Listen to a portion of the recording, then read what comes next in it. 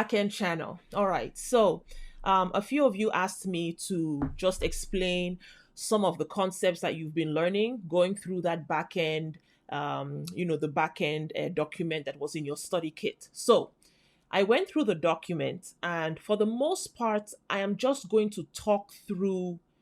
I'm going to talk through what I saw written there. Okay.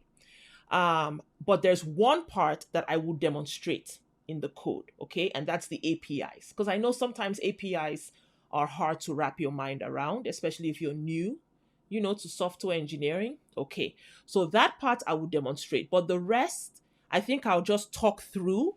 And let me grab my iPad. If I need to, make any if I need to make any like drawings or anything, I will also do that as well on my iPad.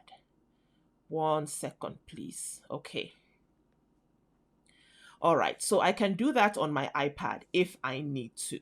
Okay. But for the most part, I'm just going to talk through things and try to explain them as much as I can. Okay. All right. So before I get started, let me you're still looking at my face, don't worry. I just want to pull up the URL for if I'm sketching anything. Okay. All right. Okay. So now I'm going to take us to what we're going to be talking through. All right. Okay, good. So my head should be in the corner. So this is what you all are going through, this document, Introduction to Backend Development. So let's just talk through most of what is here, okay? Most of these things, I think this person did, what's his name, Solomon? He did a great job writing this up. I think if you just read through most of it, he does a good job. Like when he talks about what backend development is, who is a backend developer, I think he does a good job. I'm not going to just repeat what he's saying because I think he explains it very well. When we come to development tools and technologies, he talks about servers. So, the server is a computer, okay? And servers really can do anything. Servers can host applications. Servers can be used for data, data crunching, data analysis. It really depends on what you configure that server to do. He gives examples of web servers. That is a server that is being used for hosting a web application or a website. Okay, so these are some examples: Apache, Tomcat. Okay, he talks about static versus dynamic servers. He does a good job. Basically, a static server sends the files that are hosted on it to the browser. So the idea of static is the information does not change. Regardless of who the website visitor is, they're going to see the same information, okay? Like Wikipedia. I don't know if you use Wikipedia in Nigeria, but like Wikipedia, you go to Wikipedia to look up information on something and it shows the same, no matter where you are in the world, it will show you the same information. That's a static server or a static website, okay? A dynamic server also shows static content, but it also has dynamic content. And so it will change the content based on certain parameters. So for example, Facebook is a dynamic web application, okay, from a dynamic server. Because why? When you log in, you're not going to see the same thing other people are seeing. The groups you are a member of, it will show you. People who have sent you messages, it will show you. If it's somebody else logging onto their Facebook account, they're not going to see exactly the same thing you are seeing.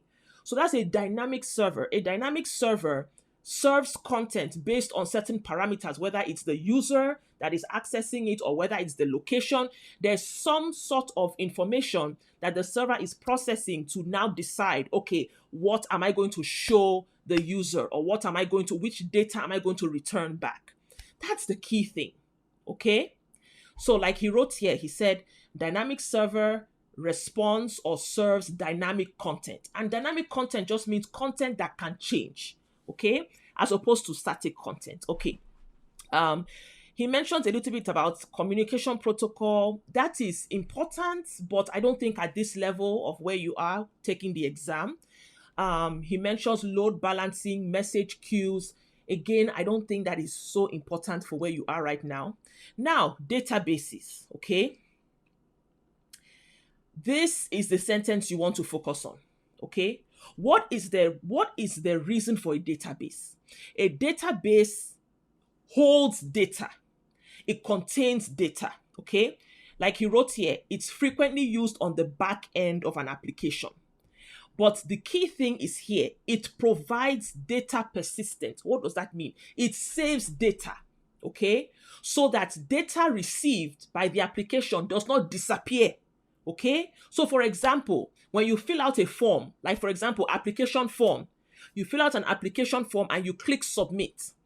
If that application is not connected to a server, that submit you just clicked, your data has disappeared. It's not saved anywhere. It's like you wasted your time. But with a database, when you click submit button, that information that you gave in the form gets written and it gets saved into a database so that it can be accessed later and maybe even processed or used to do other things. That is the only thing really that I think you need to know about database. Now, he goes into different types of databases.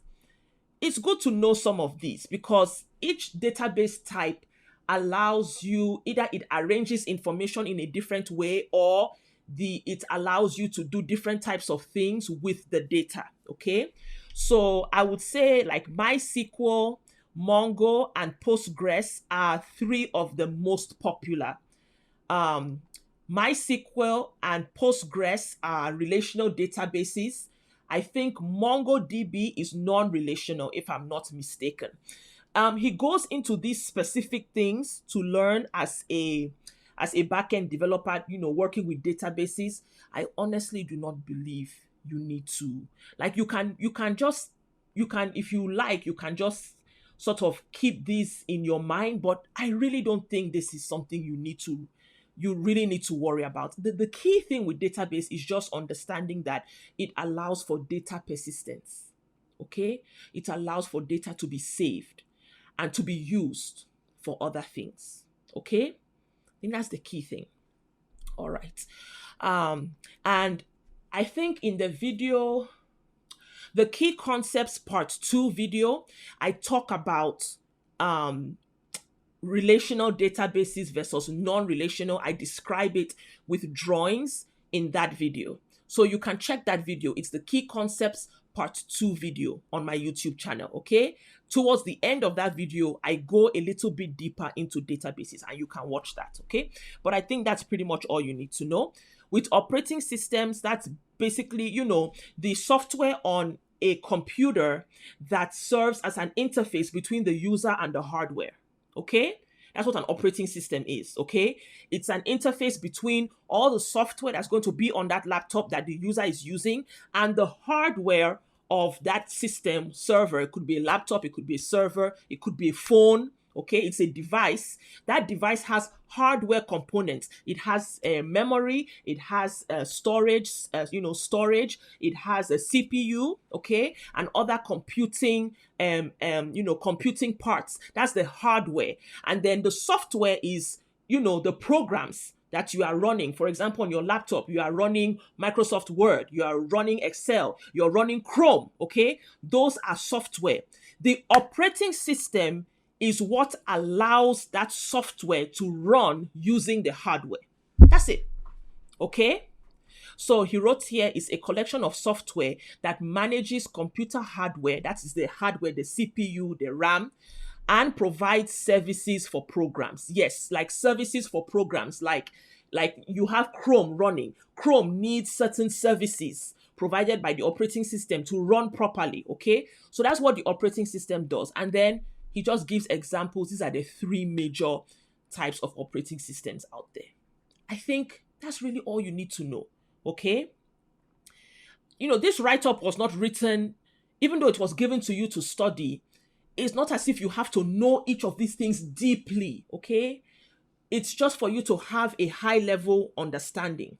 That's what I believe. Okay? All right. Now, things to learn in operating systems. I'm not the strongest in operating systems knowledge. Okay, I'll say it right off the bat. I'm not the most knowledgeable. Just read it. If you have time, you can Google these things and see what you can learn. I really think that the basic thing to understand with operating system is that it is that software on a device that manages the hardware and provides services for the programs running on that device. Okay? That's what I think that is enough. Okay? Because you don't want to overwork yourself. All right. Now, he talks about software stack. Okay, so server-side programming languages and frameworks. This is more of the software that you will be working within on your device, on your laptop, to build whatever application or whatever service you'll be building. That's what a stack means. A stack just means what tools, what languages, and what frameworks are you using to build what you're building. Okay, so let me give an example. People will say the mean stack. So the mean stack is MongoDB, Express, Angular, and I think Node.js. Okay, you have the MERN stack, which is MongoDB, Express, React, and Node.js. So that's what a stack, a software stack just means what is the collection of software, tools, frameworks that you are using to do what you're doing as an engineer. Okay, now he gives this list of common topics. I'm just going to touch on them one sentence, okay? Because like I said, what I believe, it doesn't have to go deep, okay? All right, except for API. I'm going to give a demonstration on API. Okay, session management. This just has to do with managing a session, okay? Like for example, I'm on Chrome right now. This is a session, okay? I am in a session of Chrome, okay? A session just means from when you access a resource to when you exit that resource, or you're no longer using that resource. That is a session, okay? So you have management of the session, okay? What does that mean? Like for example, you may be working on an application that does not allow somebody to have multiple sessions on the same device for security reasons, okay? So if you don't have session management, you won't be able to enforce a protocol that says only one session of this software or one session of this service per device, okay? All right. Authentication and authorization. I know we have asked questions about this in our Slack. I'm not going to go so deep into it. Authentication is proving to the system that you are who you say you are or who the system knows you to be. Authorization has to do with access. Do you have the correct credentials or the correct permissions to access a resource? Okay. Caching. Caching is a way of speeding up the performance of, for example, an application by almost saving the state. Okay. So like, for example, let's say, for example, on Facebook, okay? If Facebook caches some parts of the homepage, what that means is those parts of the homepage are not being fetched dynamically and constructed as you load the homepage. They have been cached, which means it has been saved in a certain state somewhere. And so when you visit the homepage, it loads the cache. And because it's been saved in that state, it is much faster than if the server is gathering all the sub-resources and, re-rendering from scratch. Okay? I hope that makes sense. Caching is primarily a performance capability. It's all about increasing the speed at which resources load in an application or on the internet, and thereby increasing the performance of the application and ultimately the user experience, because nowadays people don't like to wait for things to load, right? Okay. APIs, we are going to come back to that at the end when I give the demonstration. An API, application, I always forget what it is. Application processing interface. When I tell you I don't cram. Yes, programming. There we go. Application programming interface. An API is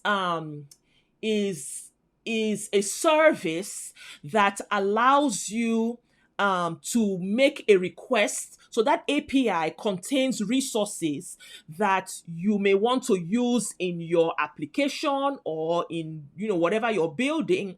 The API, you can query or you can make requests against the API to gain access to those resources for what you're building. That's what an API is. Okay. Sometimes you can also post. So it's not only you can get resources, but you can also write to an API if it has that capability. Okay. You can send data to an API as well. Okay.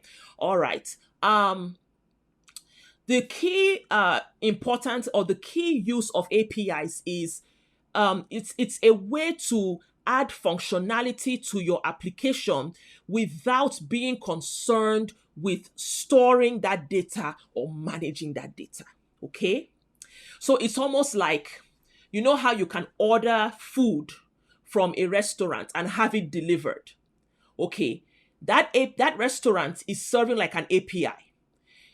The other option would be to go to market, buy all the ingredients for that food, come back home, pull out your pots and pans and your cooking spoons, begin chopping, begin dicing, begin frying, begin boiling, and you prepare that food yourself, and then you get the food, you get the meal, and then you eat it. An API is you call a restaurant that makes that food and you order and they make it and they deliver it and you eat. So the end is the same, but the process is different. Okay. All right. Software architecture model view controller. This is one of many ways of arranging how do I describe this? You know what? That topic might be one I come back to and also do a demonstration on. I'm not ready for it this time, but I'll make a note for myself and I'll come back because I think that MVC is, if it's something I draw for you or I demo for you, I think it will make more sense. Or you know what? Let me even do it now. Okay. So let's go to our scratch pad. Okay. And let me do my best to describe what an MVC software architecture is since he put it there. Okay. All right. So this is the scratch pad. So this is just one of many architectural approaches for software. Okay, there's others, but MVC is very popular. Okay, and MVC has to do with separation of concerns. Okay, separation of concerns, and I'll explain what that means. So we have MVC. Okay, MVC stands for model. Okay, view, and then controller. Okay, that's what MVC stands for. Now, the model in an MVC is the part of the application that has to do with the business logic. Okay, and that is the part that is connected to the database. So what do I mean?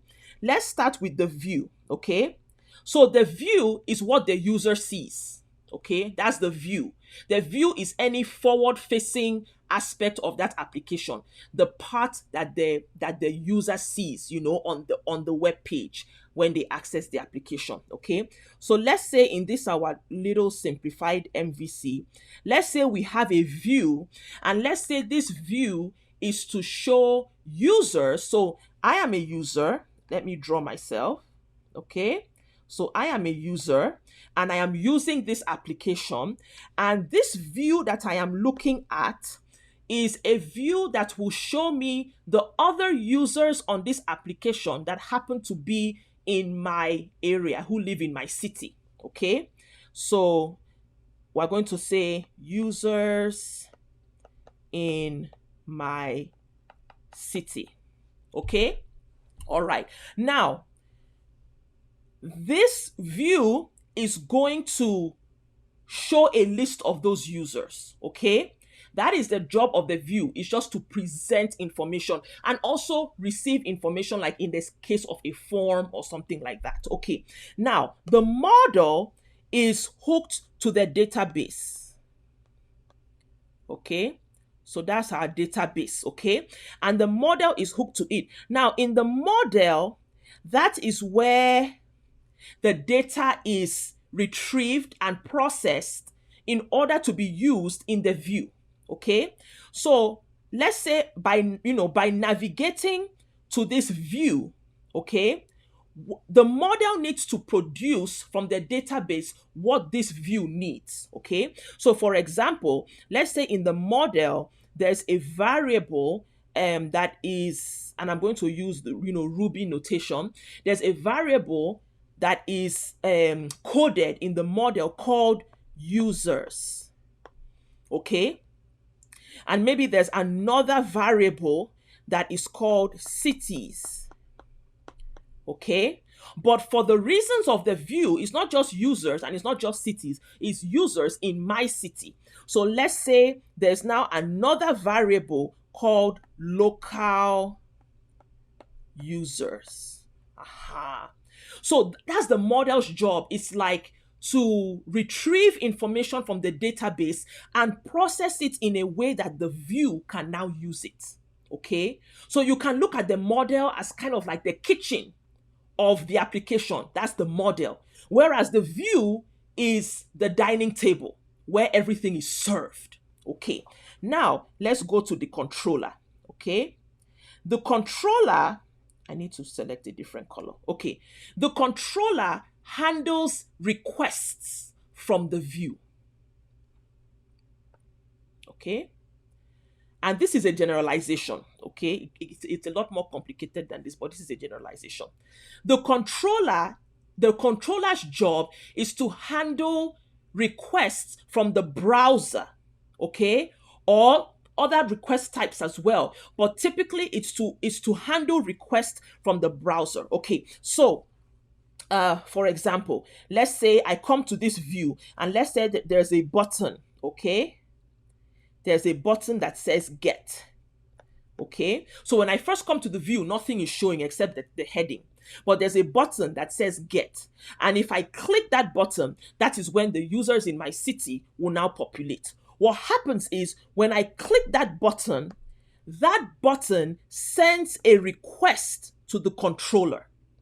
So the controller's job is to now examine that request and decide what it is requesting, what data is being requested, or what service is being requested, okay? So then the controller then processes that request and decides, okay, the model that is going to service this request is this model. So it will now, okay, link now to the model where the actual data is being processed, okay, or is being prepared for use, okay. I hope I'm making sense, okay. So that is really the job of the controller. So you can think of the controller as the waiter that moves in between the kitchen and the dining table, okay. It's the controller is like the interpreter, okay. This is what the view has requested. It goes to the model, it sends, right. I'm really simplifying this, okay? I'm really simplifying it, okay? So that's the job of the controller. And then the controller also, has one of its tasks is to resolve or to, just to handle requests. So if the request is successful and there's a resource to be returned, it will return it. But if the request is not successful, it needs to handle that and return, that error message or whatever back to the view. Okay? That is the job of the controller as well. Okay. This is very simplified, but I hope it helps you to kind of understand. So when they say architecture, this is what they mean by MVC architecture, okay? Which means how are the different areas of the application arranged and how are they separated? I talk about separation of concerns, okay? So it's, even though you can practically hack it, but like there have been times when I was an early career developer in my first year, there are some things that is supposed to be in the model that I will be putting in the controller. you know, and the developers on my team will say, no, Arit, that belongs, is better in the model. Okay. So it's not as if you can't break this arrangement, but it is best practice not to do that. Sorry, my laptop wasn't charging. Okay, all right. So let's go back to what we were. I hope that was helpful. Okay. Software design patterns is sort of related to software architectures. It's just a way of organizing and arranging your code in ways that follow certain popular conventions. And really, a big part of software design pattern is to make it possible for multiple people to be working on the same code base. If everyone is doing their own thing however they want, it's going to make maintainability and even understanding the code very difficult. Okay, so that is where these things come in. It brings a certain level of convention so that everybody is working in a way that other people can understand. Okay. Algorithms and data structures, we've had questions about this in the Slack, and we know what an algorithm is. We have different types of data structures. I'm going to do a lecture on programming basics that's going to be for the general group, not just back end. And in that lecture, we will look at different data structure types, okay? But you've already been introduced to some of them like array, stack, and queue, and all of that, okay? Structured logging. Logging just has to do with recording events that are happening in a server. The primary reason for logging is to have a record of what has happened on your server so that if there's a problem or an error, you can debug it with the log information, okay? You see here we have debugging. Debugging is just problem solving. Deployment has to do with, launching your work into a sort of like, it doesn't even have to be public, it could be private network, but deployment just means making your work or making what you've built available to others. That's deployment, okay? So whether you are deploying it for the masses or you're deploying it for a bank, a private bank, or you're deploying it for your family, deployment just means, okay, now it is available for use, okay? Software testing is a way of, a very systematic way of testing your code. The primary reason for software testing is so that if breaking changes are introduced into the code, the test will pick it up immediately, okay? So, and this is so useful in large code bases. You could be working on this area here, not knowing that what you're coding is breaking another area of the code. If that area of the code is not tested, you could deploy your changes and then it will break that area and then the end users will be having trouble. So when you have tests written for your code, a test will break if what you have coded does not adhere to the test. And that will clue you in that there's something you have changed that is not agreeing with another area of the code base, okay? Okay, and then frameworks and package managers. These are just a software. It just makes, like, for example, the Angular framework or Ruby on Rails framework. It's just it's just like a collection of software that makes your development process easier. Same thing with packages, and then package managers, which are software that manages the different packages that you can import into your project and use them. Okay. Whew, all right, so that was just a summary of that section. Again, if you have the time, you have the energy, you can Google each of these and read up on them, but I don't really believe you need to be an expert in it, okay? All right, now, I want to go through the rest of this. I think is very straightforward, like when he says roles of a backend developer and then the conclusion. Let's talk about these things. I've asked questions on these sort of objectives in the Slack. And some of you answered well, some of you didn't. So let's talk about it. Scalability. Scalability is the property of a system to be able to easily and seamlessly increase in its ability to serve multiple users. So for example, let's say you have an application that works really well if there are 10 users. But what if 1,000 users come and things start breaking? That means that application is not scaling. It's not scaling well, okay? That's what it means. The ability to scale means the performance and the functionality doesn't change, regardless of how many people are using it or how many clients are making requests to that service or that program or that application. That's scalability. Okay. Security, we know what security is. It goes hand in hand with authentication and authorization. Okay. Security is about preventing unauthorized access to resources. Okay. Or application or whatever services. Okay. Preventing unauthorized access. That is just the simplest way I can speak of security, okay? Robustness. Robustness is the ability of a service or a program or an application to handle failures without completely breaking down, okay? So, for example, if you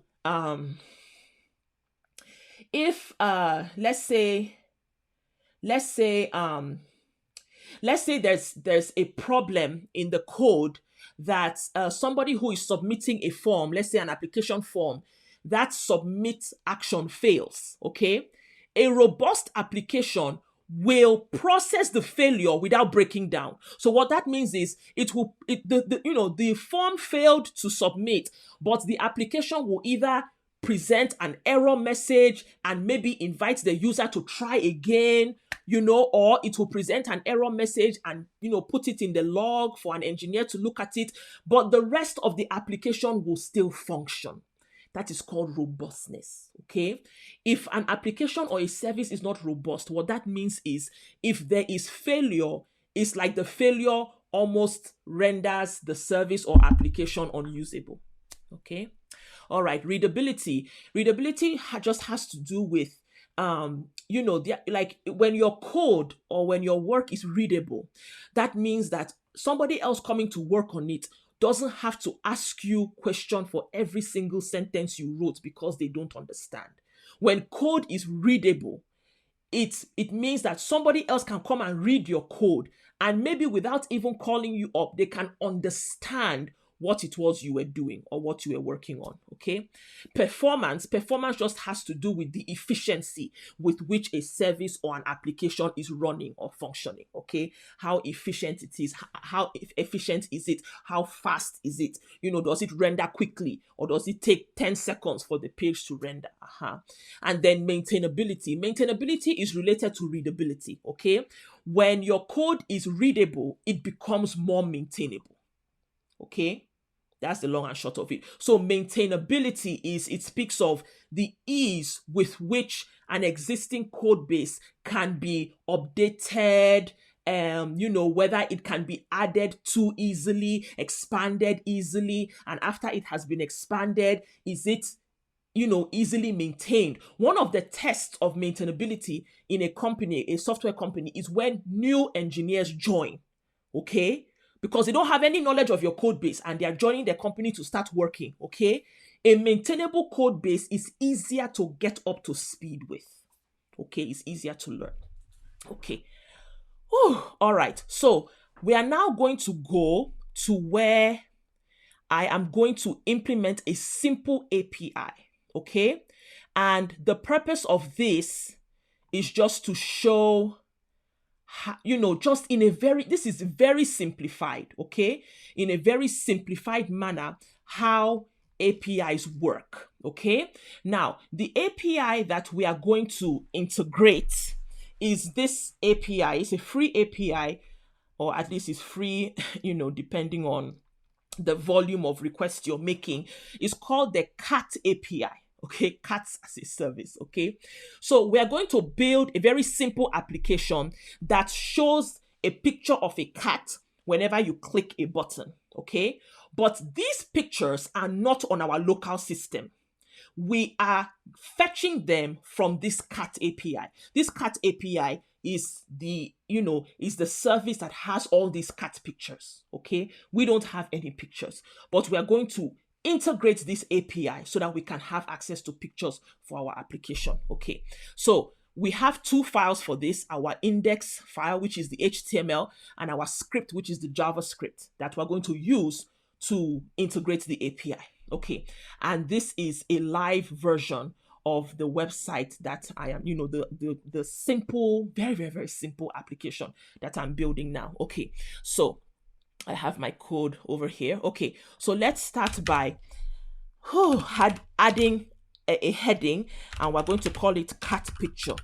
Okay, all right, and then underneath we're going to have the button that we will be clicking, and it's going to say fetch new picture. Okay, it's just going to be getting picture one by one. Okay, now to this button we are going to add an ID because we need that ID to grab it in the JavaScript. Okay, so we are going to call it fetch button. Okay, I'm going to style the button a little bit. I just want to leave space because the picture that is going to be under the button, I don't want it to be right up against the button. So I'm going to put a margin underneath of 50 pixel. Let's make it 100. Okay, just so that the button is not, the picture is not right touching the button. Okay, all right, and then so that's our button, and then we need an area where that picture is going to be rendered. Okay, so inside this div I'm going to create an image tag with the source is empty because that source is what we are going to we're going to inject the cat picture that we fetch from the API. Okay, so it starts out empty, and I'm also going to give it an ID of cat pic because we need that ID to grab this image tag in the JavaScript. And I'm not sure about the size of these pictures coming from the API, so I'm going to set the width of the pictures we get to 400 pixels, and I'm going to set height to auto. What this does is that, you know, sometimes if you only set the width, the height, the original height remains, but it will struggle, you know, to obey your width, and then the image looks skewed. So by setting height equal to auto, what that means is resize this image to 400 pixels wide, and then resize the height to whatever height best suits the 400 pixels wide. Okay, that's what that means. Okay, now the final thing, because we are writing in JavaScript, the final thing is we need to that is link our JavaScript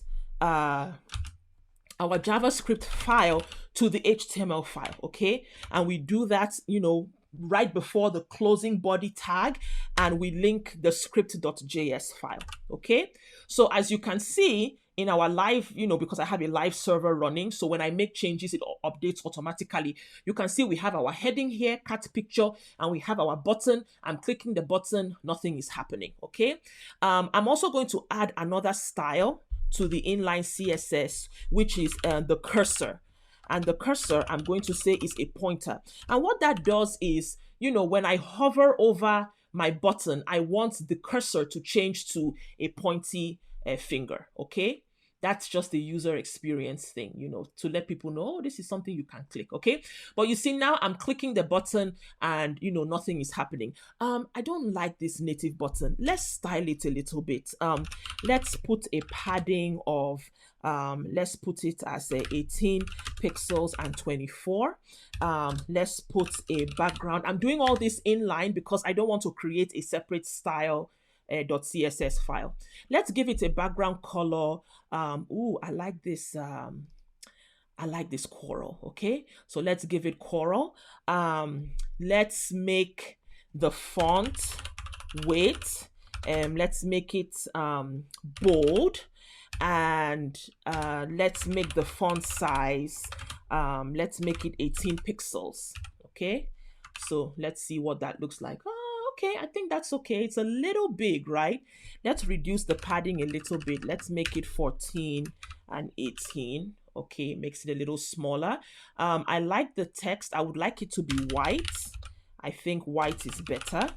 Okay, all right. I think that looks good. There's a weird border around the there's a weird border around that button. I want to take it out, so I'm going to say border none. Okay, now this isn't the best practice. In fact, let me be a little better.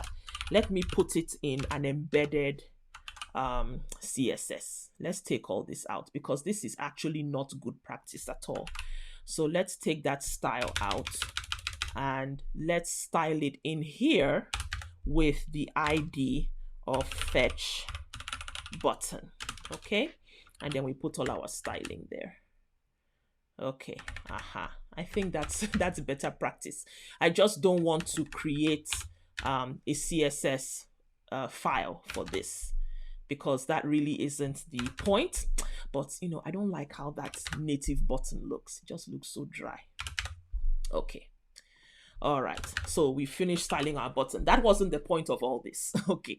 All right. So we've set up sort of like the basic HTML that we are going to now use to integrate our API. So now in the script, so what we're going to do in this file is we are going to create a function, and the job of this function is to fetch the cat pictures from the cat API, okay? I'm going to be using some terms that, you know, you may not be familiar with. I'm not going to break down these terms because it's outside the scope of what we are doing. So the only thing I will talk about is the API related stuff, okay? All right. So let's start. So we are going to create a function, okay? And this function, if I can spell, this function is going to be called fetch cat pic, okay? And this is the function that is going to query the API. So I'm going to open a try. I'm going to open a catch. And this is error. I'm not explaining this part because it is not integral to what we are working on, okay? So I have my try catch, and in the case of an error, I just want to alert the error message, okay? That is our error handling. Now in my try block, I want to, okay. All right, so I want to save the response from the API. I want to save it in a variable, okay? Whatever response I get back from the API that I query, I want to save that response in a variable called response, okay? So I say await and I'm going to fetch. Now I'm going to come back to that. Let me just build out this code. The method I'm using is get method. And then I want my headers, okay? And my headers, that is an object, okay? I want to indicate that I am accepting application JSON from this API. And I also want to set the content type, okay, as also application JSON, okay? And then, and I'll explain what this means once I finish. I want to communicate that I have an API key given to me by this API, which authorizes me to use the API, okay? So this was something that I had to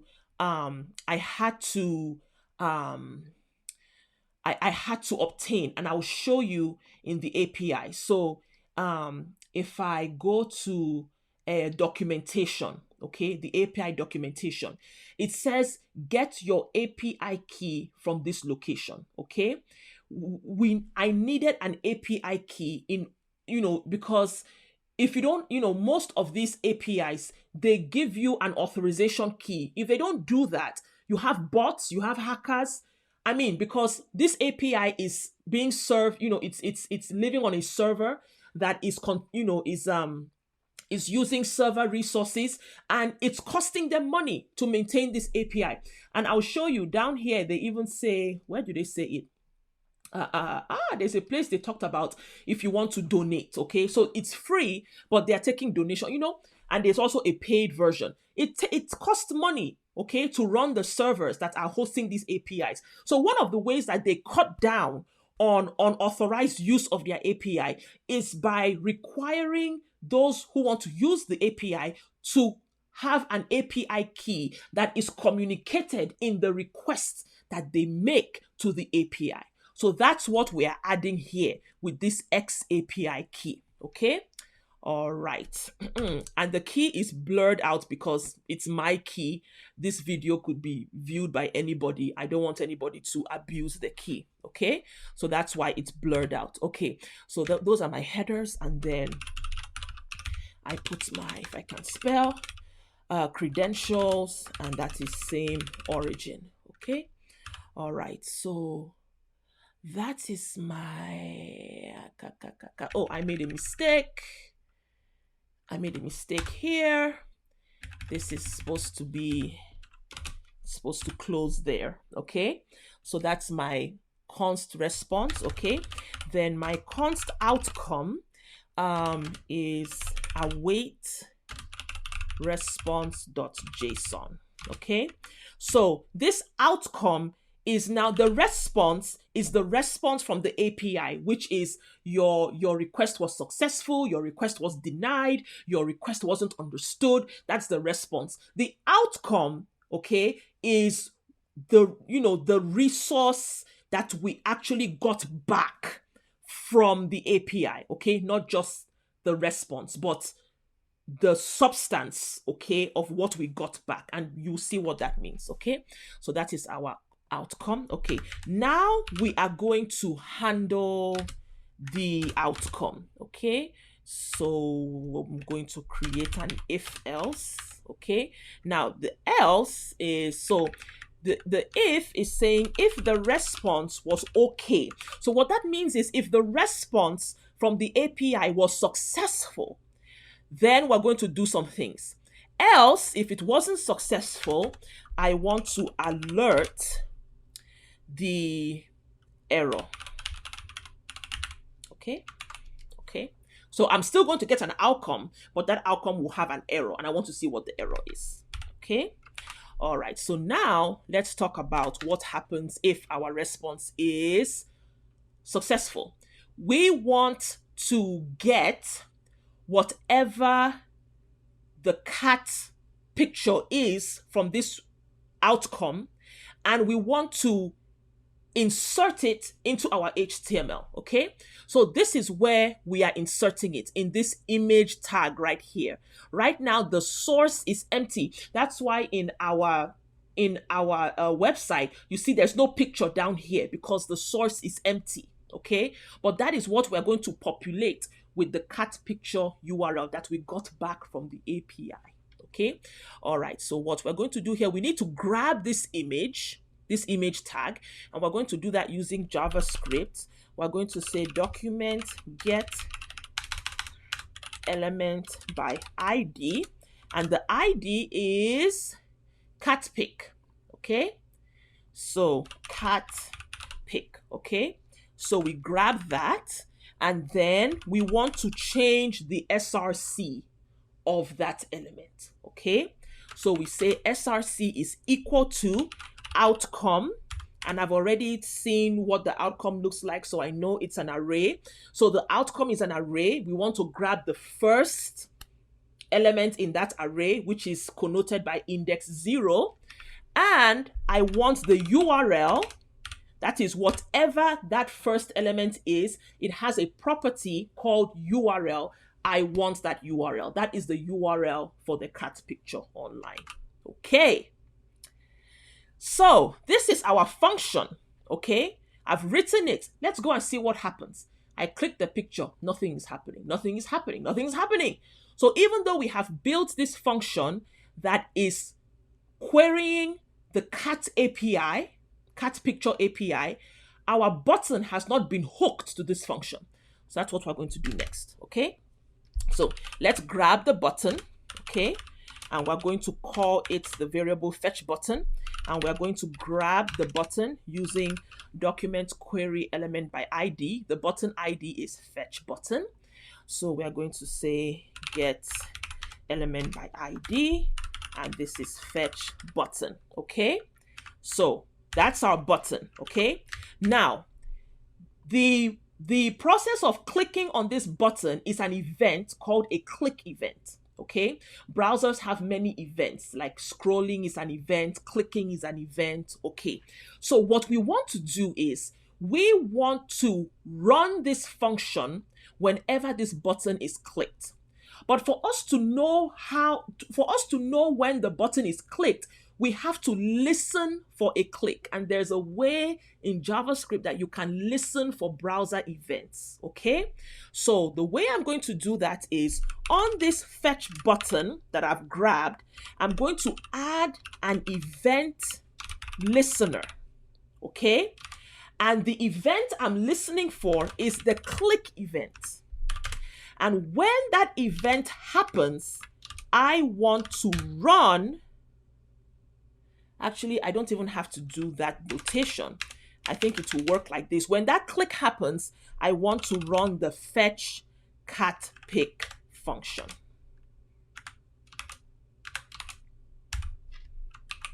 Okay, I think that should work. If it doesn't work, I'll change it. Okay, so I am adding an event listener to my fetch button. My fetch button is here, okay? This button right here, okay? And I am adding an event listener, and that event listener is listening for a specific event, which is a click. And when that event happens, each time that event happens, I want to run the fetch cat pick function, okay? All right, so let's see if it works. If it doesn't work, we'll troubleshoot. So I click, nothing happened. Okay, so I think the way I coded it here is a problem. So let me code it the way I wanted to. Let's cut that out. Oh yes, I couldn't code it the other way because this is the way to do it. Okay, all right. So this is a notation. It's like an anonymous function. Okay, all right. So I needed to code it this way. Okay, let's try again and see what happens. I click my button. I am not getting my picture. Okay, let's see what's wrong. Oh, I have a mistake somewhere. Okay, that's probably, don't worry about what I'm doing. This is debugging, okay? But it's not part of what you're studying. Okay, it's telling me it's on script.js line 3. Oh, look at me. Dummy, dummy, dummy, dummy, dummy.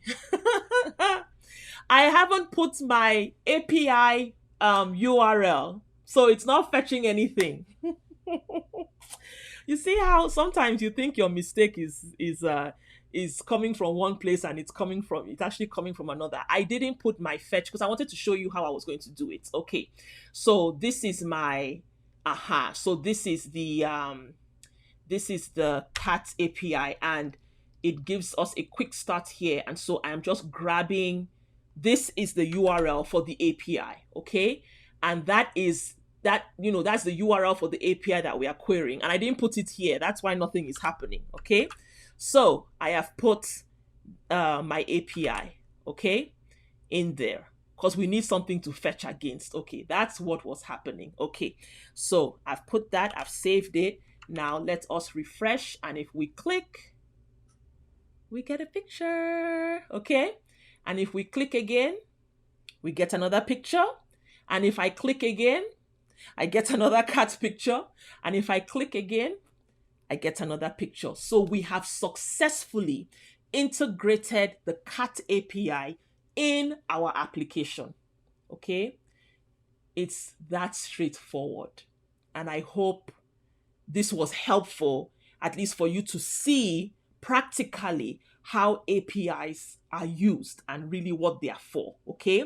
You see, I can keep clicking this button and I could click it and be getting, hundreds of cat pictures, but none of these pictures are present locally in my directories. They are all living on the API, but I have access to them because I integrated the API into my application. Okay, so I hope this was helpful. Let me come back to Face. I hope this was helpful as a breakdown of that page that you all are studying right now. Like I said, if you want more of a breakdown of the the database stuff, the key concepts video part 2, okay? you watch the end of that, I go into databases a little deeper. But I hope this was helpful. So yes, I will see you on Slack. Keep your head down, keep studying, be disciplined, be diligent. I want your success. I am praying for your success. So thank you for watching, and I'll see you on Slack.